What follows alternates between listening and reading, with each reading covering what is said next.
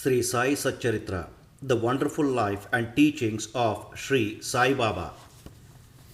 Chapter 20, Das Ganu's Problem Solved by Kaka's Maid-Servant. In this chapter, Hemat Pant describes how Das Ganu's problem was solved by Kaka Sahib Dikshit's maid-servant. Om Shri Sai. Preliminary. God was originally formless. He assumed a form for the sake of bhaktas. With the help of Maya, he played the part of an actor in the big drama of the universe. Let us remember and visualize Sri Sai. Let us go to Shirdi and see carefully the program after the noon Aarti. After the Aarti ceremony was over, Sai used to come out of the masjid and stand on its edge. Distribute Udi to the devotees with very kind, gracious and loving looks. The bhaktas also got up with equal fervor, clasped his feet and had the bliss of Udi. Baba passed handfuls of Udi into the palms of the devotees and marked their foreheads with Udi with his own hands. The love he bore for them in his heart was boundless. Then he addressed the bhaktas. O Bhu, go home to take your lunch. You Anna, go to your lodgings. You Bapu, enjoy your meals. In this way, he accosted each and every devotee and sent them home. Even now, you can have the pleasure of these sights if you bring into play your imagination. Now, bring Sai in our mental vision. Let us meditate on him from his feet upwards to his face, prostrating before him humbly, lovingly and reverentially. Om Sri Sai. Isha Upanishad. Das Ganu once started to write a Marathi commentary on the Isha Upanishad.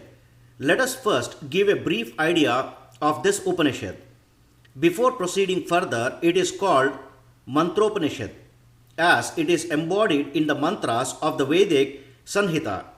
It constitutes the last or the 40th chapter of the Vajasaniya Sanhita, that is Yajurveda, and it is therefore called Yajasaniha Sanhipodesha, being embodied in Vedic Sanhitas. This is regarded as superior to all other Upanishads, which are in Brahmankyas and Aranyakas, that is explanatory treatise on mantras and rituals. Not only this, other Upanishads are considered to be commentaries on the truth, mentioned briefly in the Isha Upanishad. For instance, the biggest of the Upanishads, that is the Brihat Jataka Upanishad, is considered by Pandit Satwelkar to be running commentary on the Isha Upanishad. Professor R.D. Ranade says the Isha Upanishad is quite a small Upanishad, and yet it contains many hints which show an extraordinary piercing insight. Within the short compass of 18 verses, it gives a valuable mystic description of the Atma, a description of the ideal sage who stands unruffled in the midst of temptations and sorrows, and adumberation of the doctrine or Karma Yoga, as later formulated. The most valuable idea that lies at the roof of the Upanishad is that of a logical synthesis between the two opposites of knowledge and works, which are both required according to the Upanishad to be annulled in a higher synthesis. Page 24 of the constructive survey of the Upanishadic philosophy. In another place, he says that the poetry of the Ishopanishad is a commixture of moral, mystical and metaphysical knowledge, which can be found in Ibid, page 41. From the brief description given above about this Upanishad, one can see how difficult it is to translate this Upanishad into a vernacular language and bring out its exact meaning.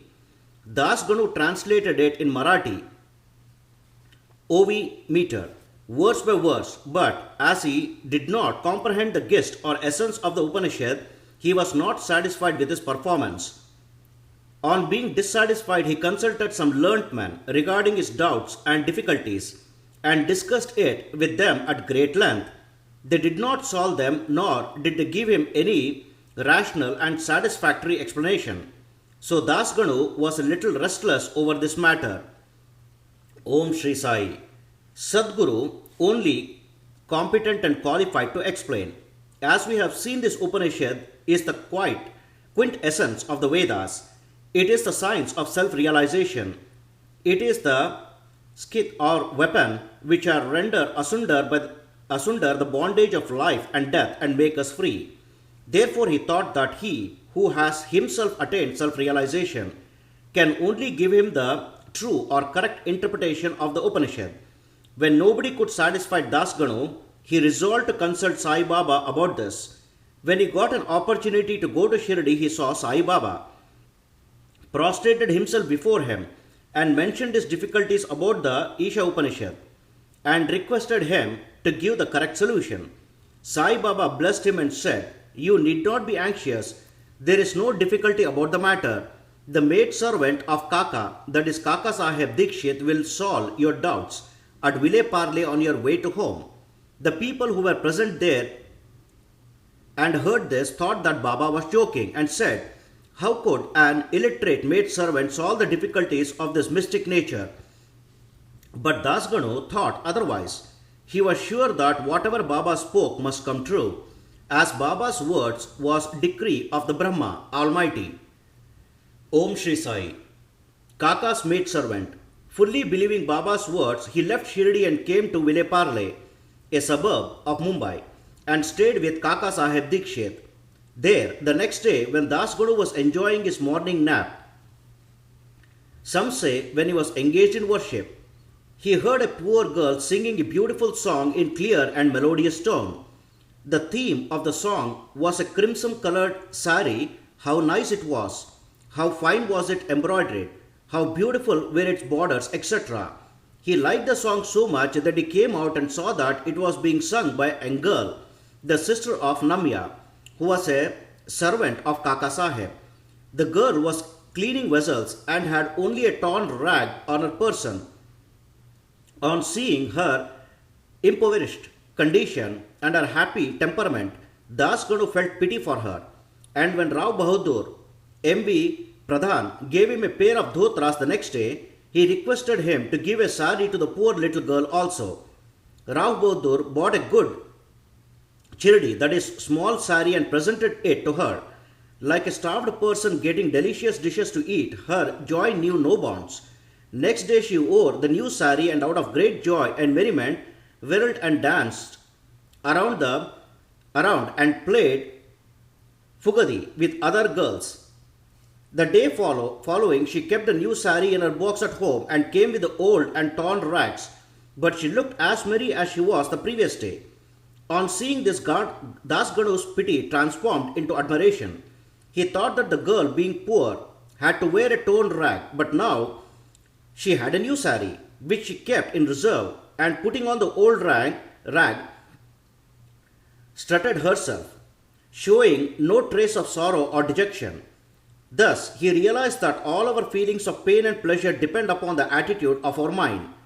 On thinking deeply over this incident, he realized that a man ought to enjoy whatever God has bestowed on him in the firm conviction that he besets everything from behind and before and on all sides, and that whatever is bestowed on him by God must be for his good. In this particular case, the impoverished condition of the poor girl, her torn rag, and the new sari, the donor, the donee, and the deal were all parts of the Lord and provided by him. Here, Das Ganu got a practical demonstration of the lesson of the Upanishad, the lesson of contentment with one's own lot, with the belief that whatever happens is ordained by God and is ultimately good for us. Om Shri Sai. Unique method of teaching. From the above incident, the reader will see that Baba's method was unique and varied. Though Baba never left Shirdi, he sent some to Machingrad, some to Kolhapur or Sholapur for practicing sadhanas. To some, he appeared in his usual form, to some, he appeared in waking or dream states, day or night, and satisfied their desires. It is impossible to describe all the methods that Baba used in imparting instructions to his bhaktas. In this particular case, he sent Das Ganu to Vileparle, where he got his problem solved through the maid-servant. To those who say that it was not necessary to send away Das Ganu and that Baba could have personally taught him, we say that Baba followed the right or the best course. Or how else could Das Ganu learn a great lesson? Now we close this chapter with another beautiful extract about this Upanishad. Om Shri Sai. The ethics of the Isha.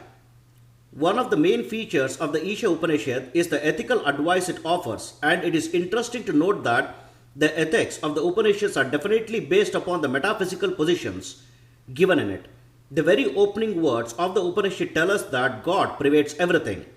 As a corollary from this metaphysical position, the ethical advice it offers is that a man ought to enjoy whatever God bestows on him in the firm belief that as he pervades everything, whatever is bestowed on him by God must be good. It follows naturally that the Upanishad should forbid us from coveting another man's property. In fact, we are fittingly taught here a lesson of contentment with one's own lot in the belief that whatever happens is divinely ordained and hence it is good for us. Another moral advice is that a man who spends his lifetime always in doing action, specifically the karmas enjoined in the Shastras, with resignation to his will. Inactivity according to this Upanishad would be the canker of the soul. It is only when a man spends his lifetime in doing actions in this manner, then he can hope to attain the idea of Naishkarmya. Finally, the text goes on to say that a man who sees all beings in the self and sees the self as existing in all beings, in fact, from whom all beings and everything that exists have become the self. How can such a man suffer from infatuation? What ground would such a man have for grief? Loathfulness, infatuation, and grief verily proceed from our not being able to see the Atma in all things.